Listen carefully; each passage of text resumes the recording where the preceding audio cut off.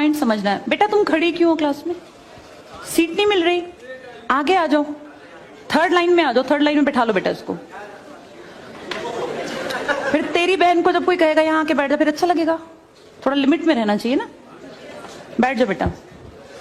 चलो अपने देखो, अपने व्यवहार को ऐसा रखो जैसा तुम दूसरे के साथ करो, तुम्हारी बहन के साथ वही होगा। यहाँ नहीं, जहां वो कॉलेज में जाएगी वहां होगा, बस में होगा, ऑटो में होगा। समाज सबसे मिलके बनता है। तुम घटिया हो ना किसी के लिए, तो तुम्हारी बहन के लिए 100% कोई ना कोई घटिया। भगवान जो है कर्मा रिटर्न्स बैक है, ये सीधी थ्योरी है ये। और ये मैं अपने लिए भी मानती हूँ, मैं अपनी बेटी के लिए भी मानती हूँ।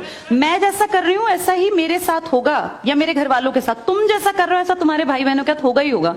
हम किसी भी बेटी के साथ गलत करेंगे ना, तो अपने आप को इसके लिए तैयार रखना कि मेरी बहन भी पढ़ने निकलेगी। आज छोटी है तो कल निकलेगी। चाचा की बेटी, मामा की बेटी, ऐसा नहीं कोई घर में रिश्ते ही ना हो। माँ भी तो होगी। जैसा तुम कर रहे हो ऐसा तुम्हारी माँ के साथ जरूर घटित हुआ होगा। अब तुम कर रहे हो। बड़े अच्छे कई एड्स हैं, उसमें एक जवान लड़का ना सीटी बजा रहा होता है, तो उसकी माँ, देखा तुम लोगों ने वो, उसकी माँ कहती है बेटा मत कर। तुम्हारी उम्र का था वो लड़का, उसकी माँ लगा लो मेरी एज की, मुझसे 2-4 साल बड़ी होगी, क्योंकि जो बच्चे 20 के हैं उनके माँ 40-45, उनकी माँ 45 साल तक की होती हैं। तो लगातार सीटियां बजा रहा है। उसकी माँ उसको कहती है बेटा मत कर, वो इरिटेट हो जाती है। तो वो फील करता है कि मेरी माँ ऐसा क्यों, मतलब क्यों चिढ़ रही है सीटी बजाने से, घर में बैठ के बजा रहा था सीटी। तो उसकी माँ को याद आता है कि जब मैं रोज बस स्टॉप पे जाती हूँ, 45 साल की अधेड़ उम्र की एक औरत, एक घटिया लड़का, मतलब ऐसे नहीं होते बिल्कुल ही घटिया जिनकी परवरिश हो, वो रोज उसको परेशान करता है, उस 45 साल की औरत को।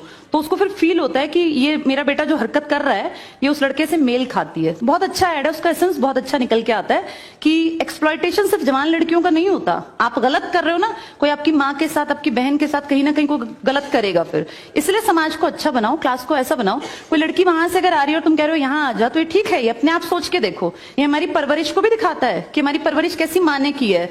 अपनी बेटियों को जितने हम संस्कार देते हैं ना, उससे ज्यादा बेटों को देने चाहिए, क्योंकि गलत करने वाले लड़के ही तो है ना, किसी के प्रति गलत कमेंट करने वाले।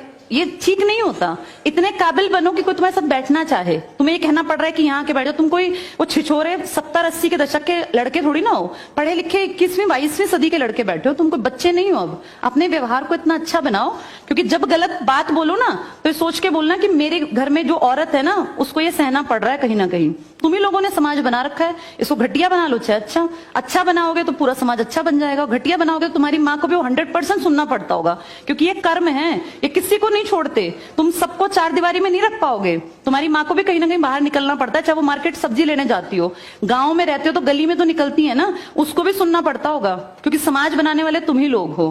तो ये ध्यान रखो सबको कि भाई किसी को हमारे किसी भी कमेंट से बुरा ना लगे, और इनको अलग मत समझो। जैसी तुम्हारी बहनें ऐसी ये हैं। पसंद आना कोई अलग बात होती है, पर व्यवहार अच्छा रखना चाहिए। तुम्हारी परवरिश अच्छी माने की है, कम से कम ये दिखा के चलना।